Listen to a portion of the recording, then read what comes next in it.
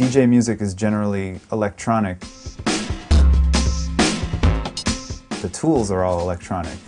Vinyl itself is acoustic, but it quickly becomes electronic once it goes into the turntable, and you're just dealing with knobs and sliders, so it's like this whole kind of culture of electronics. I think it also has to do with what sounds good on a club sound system.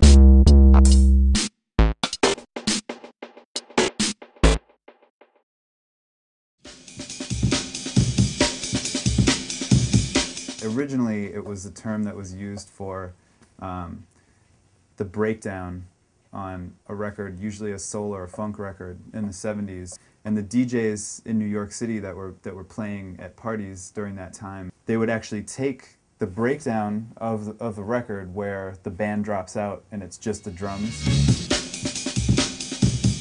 for maybe, you know, a few bars, and they would repeat that. So it was just drums going for a long period of time.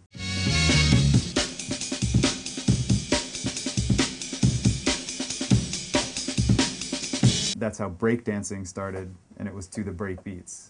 This is the DJ setup that I've been using most recently, which consists of the classic 2 turntables and a mixer. One of the main features of a DJ mixer that I like to use is it's the crossfader.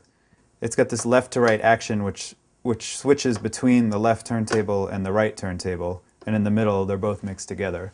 So one thing it's good for is cutting. So when you're scratching with one hand, you can cut with the crossfader, and then you get this kind of choppy effect.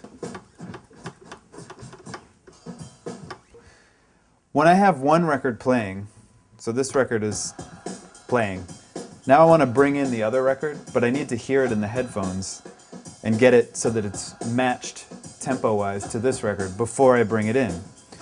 So I hit the Q button here, and now I'm hearing this side in the headphones, but you can't hear it yet.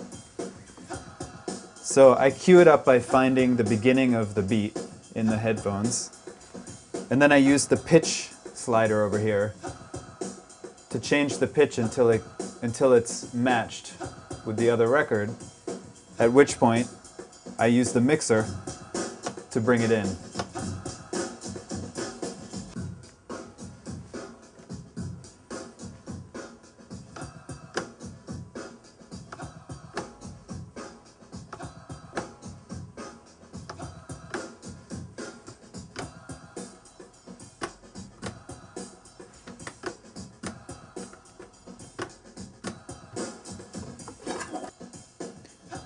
And then there's, of course, scratching. So I could bring in this record just in chunks like this.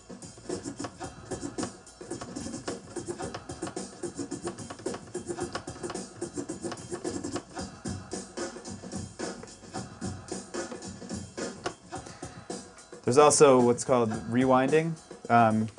This is an interesting technique of switching from one record to the next. So another interesting thing is that the mixer has equalizers on it, so I can cut out just the bass, or just the treble, or just the mids, and so that makes for nice mixing between 2 records, so that you don't get clashing frequencies. The software actually tells me the BPM, or beats per minute, right here, which is the tempo. So it's how many beats happen in 1 minute. Now I know that the track I'm playing right now is 110 beats per minute, because it tells me there. So say I want to go find another track that's about 110 beats per minute, I can search through. I have the listing, the database is listed by beats per minute. This break was actually originally 122 beats per minute, and this track I'm bringing in is 128 beats per minute. But what I did was I sped up the break beat so that it's playing at 128 beats per minute. Beats per minute is very important, and that just tells you the tempo of your record. And like I often, this program I use to make tracks live has like a thing where you can tap the tempo and it'll just tell you. But if you don't have that, you can just put on a record, And so you would just look at your watch and just go like, start it at 12 and go 1, 2, 3, 4, 5, and then get all the way to till it's 30 seconds have gone. Whatever that is, then double it, and that'll be your beats per minute. Whenever I buy a new record now, I'll figure out the beats per minute. I usually just tap it because it's quicker. And then I can write on the record what the beats per minute is, and then I know if I have to rush off to a gig, if I just grab records and one's like 85 and one's 88, that I can probably make those fit, at least rhythmically.